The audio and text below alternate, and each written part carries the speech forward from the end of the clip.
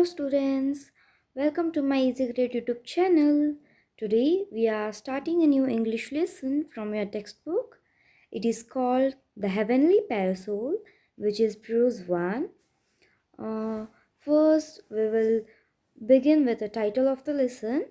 The title of the lesson is The Heavenly Parasol. Now let's understand what this means. Heavenly means divine or something from heaven. And parasol means a fancy umbrella usually used to provide shade not from rain but from the sun. Okay, so students, the title refers to a divine or magical umbrella, something that plays an important role in the story. It's not an ordinary umbrella, it's a symbol of protection, royalty, and divine blessings. Okay, now look at the first paragraph, students. Okay, mace is a simple weapon. Means weapon called the mace. It's not a complicated weapon like a gun or a sword. It's actually very simple but very powerful. It has a heavy wooden or metal shaft. Means the mace has a long handle. We call that a shaft. It can be made out of strong wood or sometimes even metal so that it doesn't break easily. Okay. Next line, featuring a head made of stones, copper, bronze, iron, or steel, means on the top of the handle there's a big heavy head. That's the part used to strike. It was made using very strong materials like stone or different kinds of metal, copper, bronze, iron, or steel. Okay, it was used in traditional warfare. Means in the olden days, people used this weapon in battles and wars. It was one of the main weapons in hand to hand combat. Okay, it was the main weapon in hand to hand combat. Okay, students. Next line. For example, Bhima and Duryodhana fought with maces in Mahabharata war. Okay, Bhima and Duryodhana from the Mahabharata, right? Yes, in the final war, they didn't use bows and swords. They used maces to fight each other. Okay, it was a powerful and dramatic battle.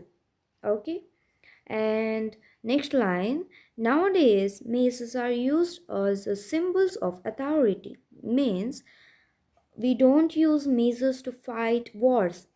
Instead, they are used in a symbolic way to show power or dignity. For example, in official government or university functions. Next line, enables of number of government bodies, universities, and academic, parliamentary, or civic rituals. Means when you go to convocation ceremony or a parliament event, you might see someone holding a big mace. Okay, that doesn't mean there's a fight. It just shows that the event is formal and important. Okay, here are the some questions given below. We will answer it one by one. Okay, now see the first question. What is mace? A mace is a heavy traditional weapon used in ancient battles. Okay, students. And second one, what are the features of mace? What are the features of mace here? It has a long handle. Long handle means shaft, and a hard head made of stone or metal. Okay. And third one, what are the uses of mace? It was used in warfare, especially in face to face combat. Today, it is also used as a symbol of power in universities and governments. Some more questions are there. We will discuss it. Okay. The first one is, what is parasol? What is parasol here? A parasol is like an umbrella, but it is usually used to protect a person from the sun, not from rain. Okay. And the second one is, where is it used? It is used in royal ceremonies by kings or queens, and also sometimes during religious or cultural events. Okay. And the third one is, why is it used? To provide shade and show status. In olden times, only powerful or divine people had parasols. So it was a sign of royalty and respect. Okay. So here we will meet a main character. Let's see the first paragraph. There was once a beautiful princess in the town of Prajodisha called Amritaprabha. When she came of age, the king held a swayamvara to enable her to choose her husband. Many illustrious suitors, lured by tales of Amritaprabha's beauty, assembled there. Means Amritaprabha, a princess from Pragjodisha. She was from Pragjodisha. Okay. As per tradition, when a princess came of age, okay, a Swayamvara is held for her. For Amritaprabha, Swayamvara is held. This is a special event where prince and kings gather, and the princess chooses her husband by placing a garland around the man she likes. Why do you think they did this? Yes, to give the princess her own choice in marriage. Now, because Amrita Prabha was very beautiful, many famous kings and noblemen came from far and wide to try and marry her. Okay, this is about the first paragraph, and see the second paragraph. Among them was Meghavahana, the great grandson of former king of Kashmir. Amritaprabha shyly cast her eyes over the court and wondered whom she would choose. To Meghavana's surprise, the prince stopped before him and put the garland around his neck. He rose to his feet, unable to contain his joy. Means one of the suitor was Meghavana in that a royal prince, the great grandson of former king of Kashmir. Okay. When Amrita Prabha came into the court, she looked around shyly, as any young girl would in that situation. Like that, she looked around. Okay. Trying to choose, and finally she walked up to Meghavana, and to everyone's surprise there, she placed the garland around his neck. Okay. Now, see the third paragraph. The couple moved forward to seek the king's blessings. As the king stepped down from his throne, the priest cried out in surprise, "Your Honor, the parasol of Varuna has cast its shadow over the prince." Means, after the Swayamvara, Meghavana and Amrita Prabha came together to take blessings from her father, means the king. When the king stood up and stepped forward, something surprising happened there. The priest suddenly shouted. He said, "The parasol of Varuna, which is special divine umbrella, no, that is giving its shadow to Meghavana." That means Meghavana is not just lucky, he is blessed by the gods. And now see the fourth paragraph. "It is true," exclaimed the king. "My son, you are favored by the gods." Means the king also saw the parasol and agreed. He happily said to Meghavana, "Yes, it's true. You are very lucky, my son. The gods have chosen you." Like that he told. Okay. Fifth paragraph. Meghavana looked up in surprise, wondering at the meaning of these words all at once. He saw by his side a beautiful, dazzling white parasol with exquisite decorations that was casting its shadow over him. Means Meghavana did not understand what was happening there. He looked up, confused, okay, and suddenly he saw beside him a shining white parasol, means an umbrella that was so beautiful, decorated like divine object, and its shadow was falling only on him. And see the sixth paragraph. This is a parasol of Varna, the Lord of Seas, explained the king. It casts a shadow on none else but the sovereign of the whole world. You are destined for glory and brilliance.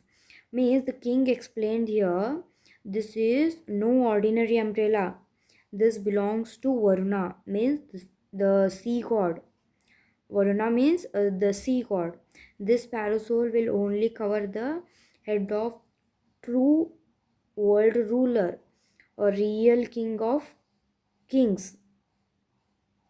That means Meghana is chosen for something great, to rule, to shine, to do great work in the world. Okay, this is about sixth para. Now see the seventh paragraph. Dazzled by this portents and by his good fortune, Meghana brought his bride and the divine parasol back home. Means Megavana was shocked and happy at the same time. He couldn't believe this blessing, feeling lucky and proud. He returned to his home along with his new wife and the parasol. See the eighth paragraph. Upon his return, the ministers of Kashmir court sought him out and offered the throne to him.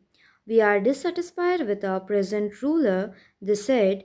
He has devoted himself to a life of prayer, and the affairs of the kingdom lie neglected. The people suffer because of this. Your noble character and bravery are well known. In these parts, honor us and land by accepting our offer. Means when Meghana reached back to Kashmir, the ministers, means royal advisors, came to meet him. They said, we are not happy with the current king. He is only praying and doing religious work. He is not taking care of people or kingdom. So they offered Meghana the throne. Okay. The ministers told him, we have heard about your bravery and good heart. Please accept our offer. They are telling for him. Become the king, the land and the people you need. Okay. See the ninth paragraph, students. Meghwana became the king of Kashmir. Soon he proclaimed a law against the killing of living beings. It became his ambition to conquer other kingdoms to impose this law on them as well. Means, so Meghwana became a new king of Kashmir.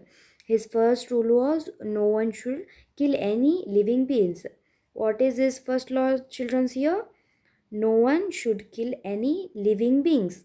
This shows he was a kind ruler. He's also decided he wanted to go to another places and spread the peaceful law there too. Okay. See the 10th paragraph. While on an expedition near the sea, the king told his weary army to rest in the shade of some palm groves. I must use this time to plan a way to conquer the island of Lanka. He thought it is the land of demons and needs to be taught the ways of peace. But how will I cross the great seas with my army? One day, Meghana went on a journey with his army near the sea. His soldiers were tired, so tired. So he told them to take rest under the some palm trees. Okay. He started thinking, I should conquer Lanka too because it is full of demons and they don't follow peace. But how will I take my army across such a big sea? He is thinking and sitting there. Okay. So now we understood what a mace is, what a parasol is, and how they connect to power, royalty, and ancient traditions. In the next part, I will continue from the 11th paragraph. And thank you for watching this video. I hope this class was useful to you. Please like, share, and subscribe to EasyGrade YouTube channel for more videos. See you in the next class. Thank you.